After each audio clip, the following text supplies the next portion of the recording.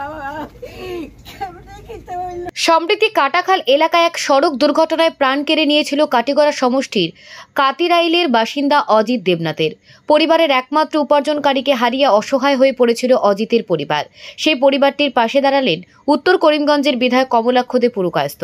মুখ্যমন্ত্রী তহবিল থেকে 50,000 টাকা ব্যবস্থা করে দিয়ে সাহায্যের হাত বাড়িয়ে দেন তিনি।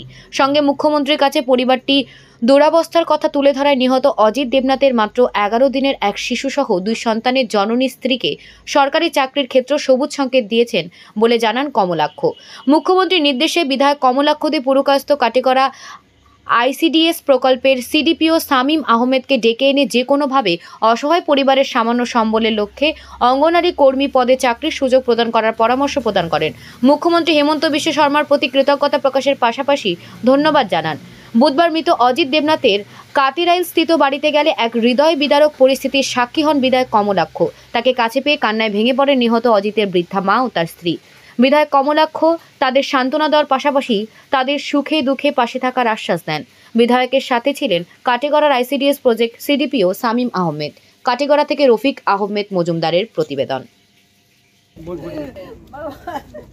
আমি বাবা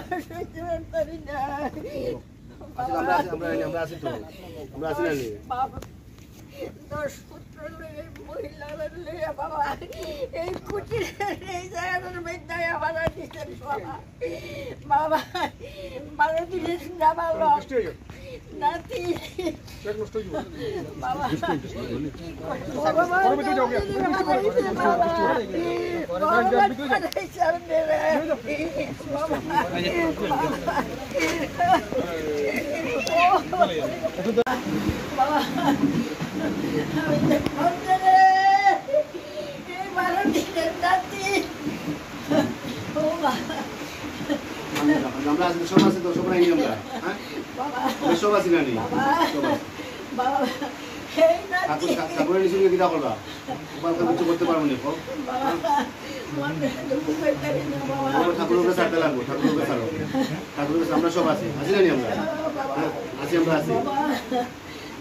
আমরা আগে আইছি ওখানে আইছি সব সময় আইবো তো হইছে প্রভু আপনারে কাটাইছে বাবা এত লাগার দশ আইতে বাবা 1 মাস আগে সড়ক দুর্ঘটনায় 4 জন মানুষ নিহত হয়েছিলেন এবং তার মধ্যে অজিত দেবনাথ ওনার ঘরে এসেছিলাম এবং বদরপুরে যে ঘটনা সংঘটিত হয়েছিল যারা মৃত্যুবরণ করেছিলেন ওদের ঘরে গিয়েছিলেন।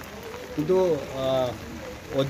অজিত দেবনাথের মর্মান্তিক যে পরিবেশ, যেটা ওনার স্ত্রী এবং ওনার মা, যে একটা পরিবেশ, উনি হয়তোবা পেশায় উনি চালক ছিলেন, গাড়ি চালক ছিলেন।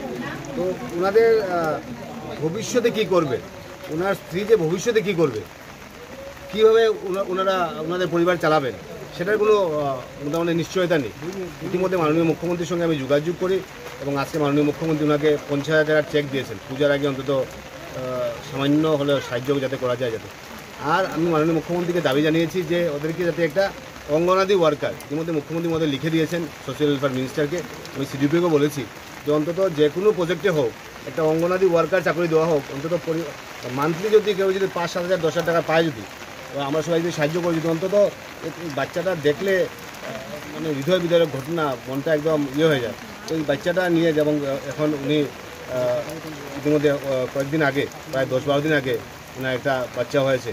এটা বিশেষ করে এই পরিবারের অবস্থাটা খুব মর্মান্তিক অবস্থা। তো এই পরিবারের সঙ্গে থাকা, পরিবারকে সহযোগিতা করা আমাদের দায়িত্ব কর্তব্য। ইতিমধ্যে মাননীয় মুখ্যমন্ত্রীকে ধন্যবাদ জানাই, ওনার যে পজিটিভ চিন্তাধারা, যে ওনাকে ওই পরিবারকে সাহায্য করার জন্য যে উনি যে পজিটিভভাবে সাহায্য করেন, ওনাকে কালকে মেসেজে কথাগুলো বলার সঙ্গে সঙ্গে উনি সঙ্গে সঙ্গে তৎপরতা নিয়ে যে কাজ যে করেছেন, তার জন্য ওনাকে আমি ধন্যবাদ জ্ঞাপন করছি। সামনের দিন সবাই মিলে যাতে ওনাকে সাহায্য করতে পারি এই পরিবারকে, সেটাই আমি কামনা করি।